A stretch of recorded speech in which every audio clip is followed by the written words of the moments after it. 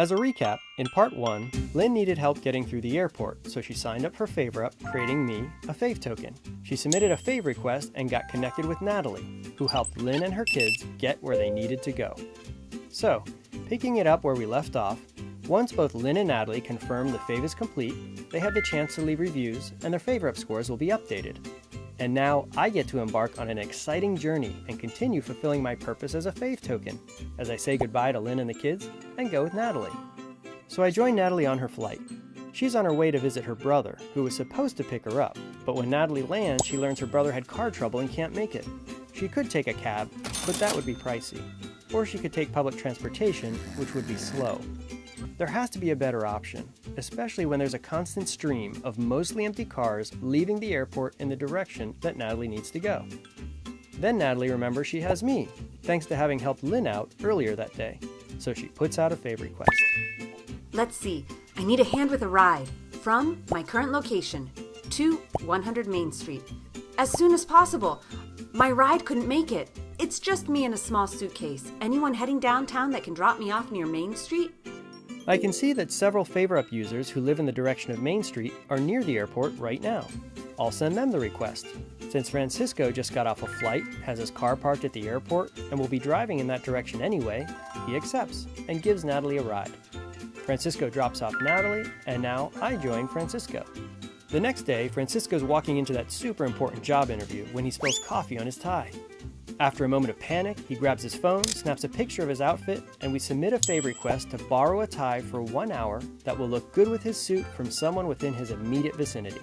Dan, who works next door, sees his request and has a tie that will look great with Francisco's suit. Dan pops out of his office and lends it to Francisco for his interview.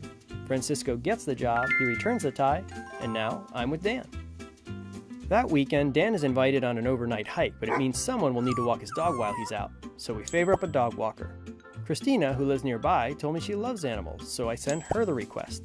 Since she's generally home when Dan needs the dogs walked, Dan can go on his trip without worrying because Christina is taking care of it. Dan gets back, and I transfer over to Christina. Later, Christina needs to pick up her dry cleaning but is stuck at home waiting for the cable guy. I connect her with Chris, who's happy to pick it up on his way home from work. Using the app, he snaps a picture of the receipt, and Christina uses the app to reimburse him. Then I go to Chris. Later that week, Chris is RVing with his family and wants to find a place to park for a few days near the lake.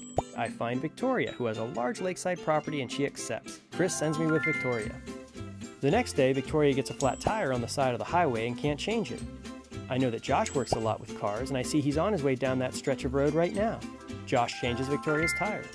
Josh arrives at a friend's house who wants to play tennis, but Josh packed for table tennis and now needs an appropriate racket. We FavorUp a racket from Drew, who has one just around the corner. Later, Drew needs to get paperwork to his accountant by close of business. We FavorUp Claudia, who's heading that way to take them. Claudia continues on into the city for an event but can't find parking. We FavorUp Barbara, who has a parking space a block away she doesn't use. Barbara needs somewhere to store some stuff for 2 weeks between leases. We FavorUp Mimi, who has plenty of space in her garage. Then Mimi needs a babysitter for an evening, and we FavorUp Paula. Then Paula forgets her cell phone charger, and we FavorUp one from Cecilia. Then Cecilia's son twists his ankle and needs children's crutches for a couple of weeks, so we FavorUp a set from Lynn, whose daughter no longer needs them. But it won't stop there either. Lynn again will pass me on, and I'll keep moving from person to person, connecting people through favors all over the world indefinitely. And that's how FavorUp takes one act of goodwill and turns it into a never-ending chain of favors. Now imagine millions of Fave tokens like me doing work like this all over the world. If you want to live in a FavorUp world, share these videos with your friends and join the FavorUp movement. FavorUp.